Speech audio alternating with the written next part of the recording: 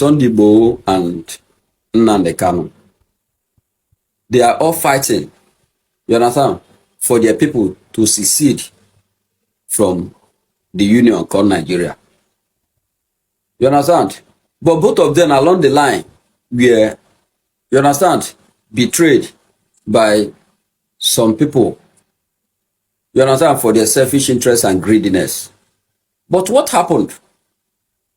Check out what happened. When Igboho was betrayed and arrested and all that, Yoruba people, a lot of them, you understand, demanded for his release. Even when he was arrested outside Nigeria, the former president, President Olusegun Obasanjo, went to Benin Republic to demand for his release. You understand? Even our renowned professor, Professor Wole Soyinka, went to Benin Republic to demand for his release. Because these are people that know, even if they don't come out openly to support what he was doing, but these people know that this man is fighting for the betterment of the entire Yoruba race. You understand? Even when he was clamoring for Oduduwa Nation, the Afenifere group, the highest socio-cultural organization in the Yoruba land, gave him a support. They were backing him. All sons and daughters of Yoruba, you understand, we are backing him. Then let's come to Nnamdi Kanu issue. Nnamdi Kanu was also betrayed the way Igboho was betrayed. But Nnamdi Kanu was arrested in Kenya, you understand, and brought back to and rendition to Nigeria. You understand? Which the part of the United Nations has described as illegal, you understand, rendition. So, but along all this while, how many prominent Igbo politicians, businessmen, have you seen that paid Nnamdi Kanu visit? How many businessmen or politicians from Igbo land have you seen that solicited or demanded openly for the release of Nnamdi Kanu? Personal interest. Majority of them are seeking for political position. Majority of them are seeking for contract. Majority of them are seeking for their business to boom, to grow, for government to give them, you understand, to the detriment of the entire Igbo race. Nnamdi Kanu was standing not just for the Igbo race, but was standing for the minority groups in Nigeria and Igbo race all over the world. Yet, he was betrayed by selfish individuals. You understand? Even Ohanes and Igbo, I don't know why, even when IPOB was proscribed as a terror organization, the US Embassy, you understand, released a statement and said that IPOB, from their own constitution and from the law of United States, that IPOB did not fall under terror organization. That the law of United States does not see them as such.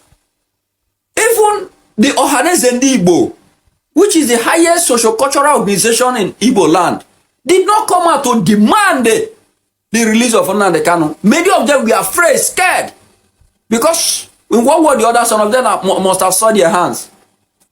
Nnamdi Kanu was rendition and was taken back, even sentenced illegally. Igbo people, because of selfish interest, want to make money by all means. That is the problem. Why so many people are castigating Igbo nation? Because you want to make money to the detriment of the life of your brother. You want to make money to the detriment of the life of your sister. What kind of money is that? You understand? You want to make money to bring the dignity of Igbo race to ridicule. Politicians, they refuse to identify with this man. Even when this man was fighting a just cause. If Nnamdi Kanu was corrupt as son of all these people, parading themselves as leaders, Nnamdi Kanu would have jettisoned this, abandoned this fight for Biafra to be restored. He would have abandoned it, because if I watch a video when Shore was saying that the government, even some people even sent him to go and appeal to Nnamdi Kanu to drop the agitation of Biafra and join Nigerian politics, and he should go back home and open any political parties of his choice, that they will support him.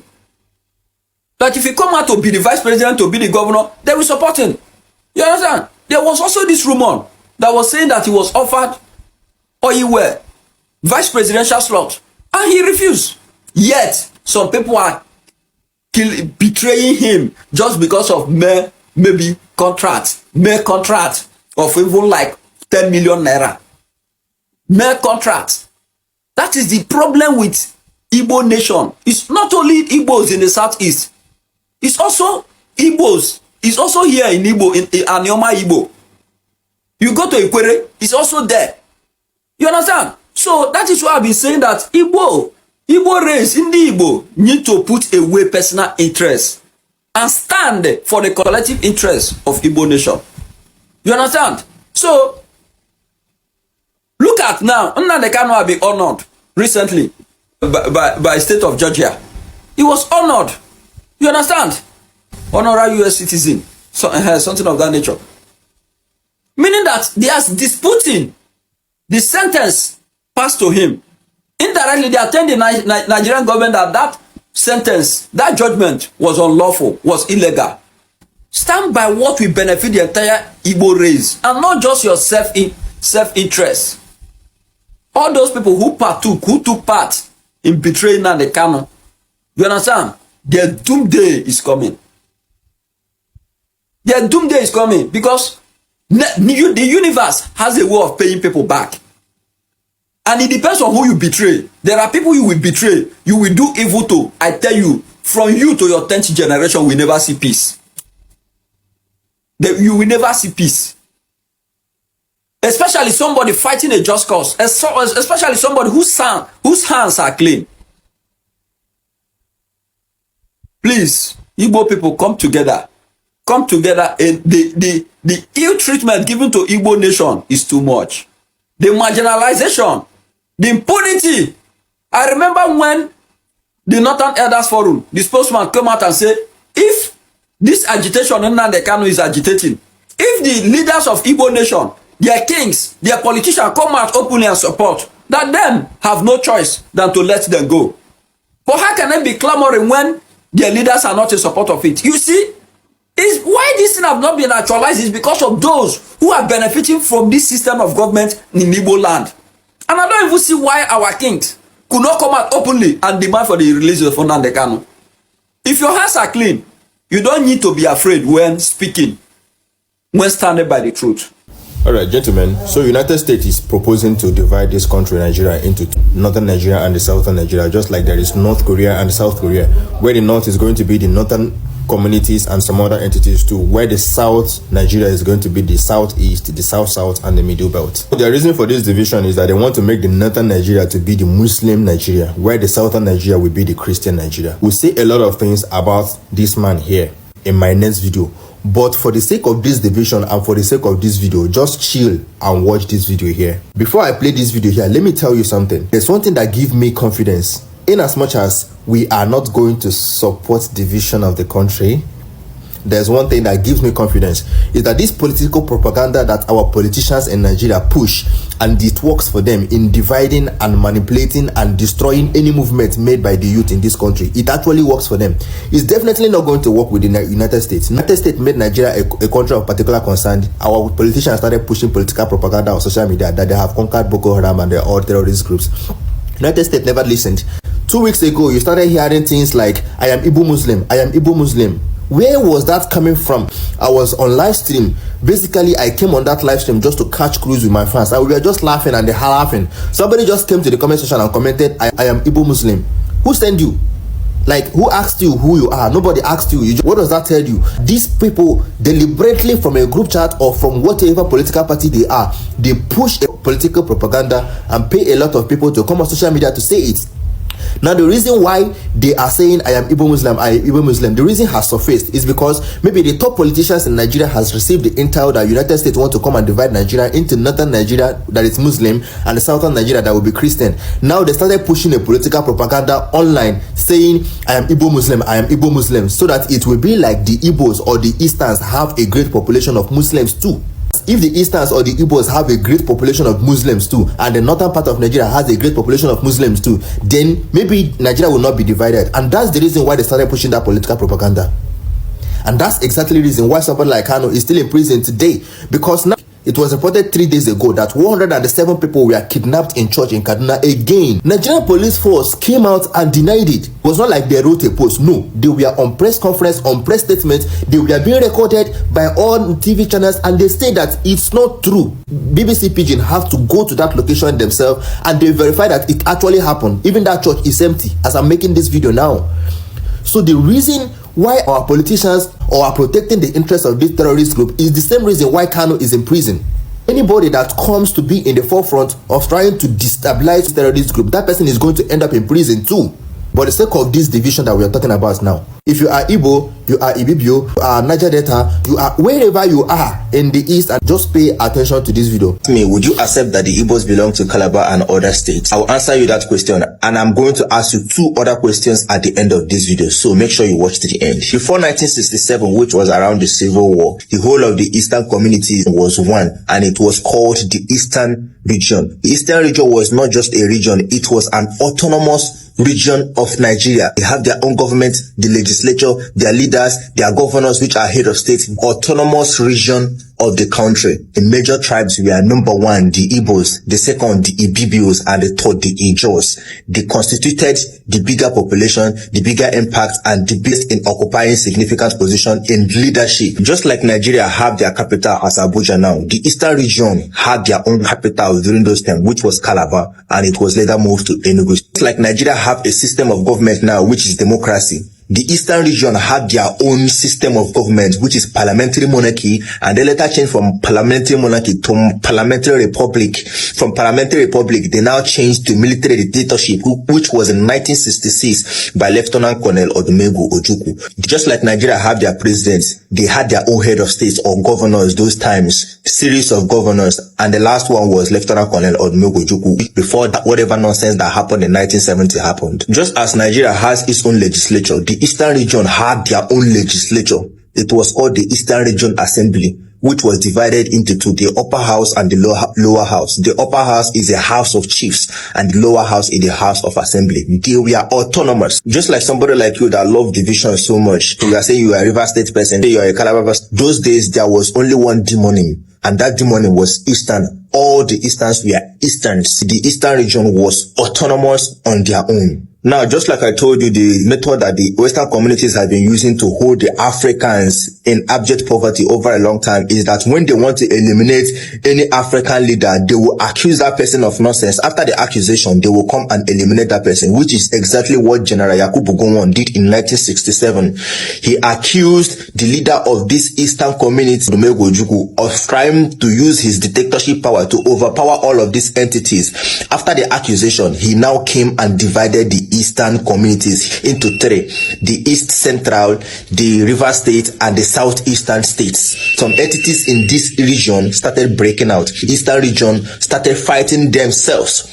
That is when the division started till to date. You people are going to suffer in this country. I've answered your question. Now I have to ask you my own questions now. Do you think that you, on your own, can break out from this bondage that Nigeria is suffering? Number 2 question I want to ask you now is this. Since that division in 1967 till today, what have you gained from that division? Check my previous video. You understand what is going on between me and TikTok. There's one thing you are going to do for me now is after commenting and sharing this video, just head on to these pages there and follow these pages. I will be more active there. See you guys in the next video where I'm going to talk about Kanu.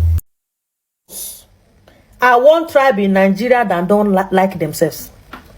Igbos are one tribe in Nigeria that hate each other. For no matter how we come on social media and act and pretend, we don't like each other. Go to southeast where Hausas are living. You see how they relate, how they fight for each other. Go to southeast and see where Yorubas are living. You see how they are like siblings. They behave like, they act like siblings. Then go to Lagos or Hausa land north where Igbos are living.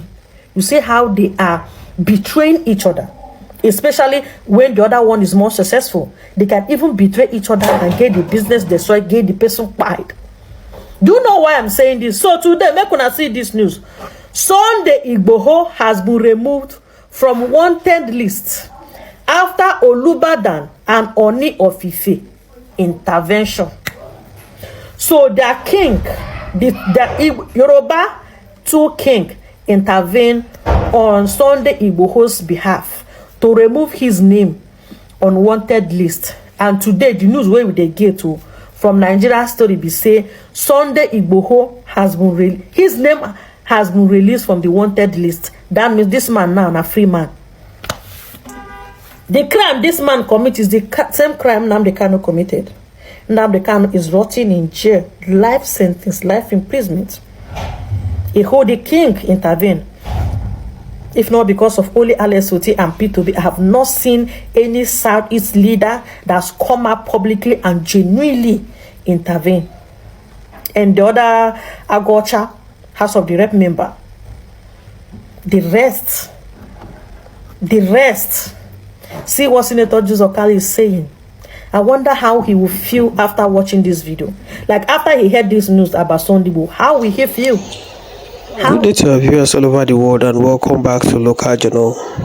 What is actually wrong with Igbo leaders, and why is it that they are not doing everything they can within their power to ensure that Nnamdi Kanu is released? Sunday Igboho has been freed and is a free man now, even though he has been a kind of freed from prison all this while. His name has always been on the wanted list, and he's never been a free man until recently when Oba Ladoja and Oni of Ife visited President Bola Ahmed Tinubu, and his name has been removed from the wanted list. Honestly, the man is a free man now and he's working freely now. But Nnamdi Kanu, who did the same thing as Sunday Igboho, is languishing in prison. He has been incarcerated and there is no freedom for him, and the singular fact that nobody is trying to do everything to ensure his release is appalling. The Igbo leaders who are supposed to come out form a synergy of support around this man. They are the same people who are doing everything to keep this man in prison, and yet you still say Igbos are united. Why is it that you hate your kingsman? The fight for Biafra was not just a personal fight for Nnamdi Kanu. He was doing it just because of the injustice meted on the Igbo people in Nigeria. And if Biafra comes to fruition today, he won't be the only one benefiting from the state of Biafra or the achievement. But because you know what you stand to lose, because you know that the masses, the Igbos, will gain, and few politicians who are the hem of power will lose. You don't want that one to come to fruition. You don't want Biafra to be established. You don't want it to come to fruition, and you are doing everything to win down his influence in the southeast. But this whole thing is not going to win his influence, because Ojukwu was actually the person that started this struggle for Biafra in Igbo land. He is no longer there today, but another person has taken the mantle of leadership from him and is still agitating and clamoring for the state of Biafra. Even though Mazi Nnamdi Kanu is not there tomorrow, of course another person will rise, because this whole thing is a spirit of movement. The Igbos are ready to give everything to actualize, so there is no way you're going to kill the spirit of Biafranism away from the Igbos. So the earlier the government thinks about this and do things the right way, the better for us as a nation, because of course we know the way the country is being run currently is not palatable, and everybody wants to see a working country. This Nnamdi Kanu that has been accused of causing mayhem in Nigeria and all sort of accusation leveled against him had been seen before clamoring for better governance in Nigeria way back as 2009-10. So these are people who actually want the betterment of the country, not for their own interest, but for the interest of every well-meaning Nigerian. But the thing is that he's been misconstrued and so many lies have been told against him, man, and now he's been incarcerated. However, someone that committed almost the same crime as him is working as a free man today. People who have destroyed people, maimed lives, unalived people, destroyed so many things in the country, are living as free people in the north as well. The people who are threatening the government, threatening to cause chaos in this country, threatening to make Nigeria a Sharia republic, an Islamic caliphate, they are there destroying so many things. The government has not done anything. There are people out there supporting them. There are people out there backing them. However, your own kingsman that hasn't or that haven't done anything wrong to warrant the kind of treatment he's facing, you allowed the man to be made a scapegoat by the APC administration. It doesn't make any sense. And with this whole ideology, it will be very difficult for the Igbos to come together to unite and fight their single and common enemy, because their leaders are always behind the scene to frustrate their efforts. But well, I think the Igbos should continue in their bravery, in their resolution to fight for the just cause and to ensure that their brother is released, not minding where the government in Igbo land or where the leaders in Igbo land are standing or are supporting, because these people are mischievous and they are corny. They are just doing everything for their own interest and the interest of their family. So they don't give a hoot about anything that happens to Master Nnamdi Kanu. And that's the reason why they are playing this politics they are playing and doing everything to ensure that he doesn't come out. But one day he's going to come out, and eventually all these Igbo leaders will be put to shame and they will live in their regret. This is my opinion. Drop what you think about this in the comment section. And if today is your first time to visit our channel, please kindly like, share, subscribe to our channel.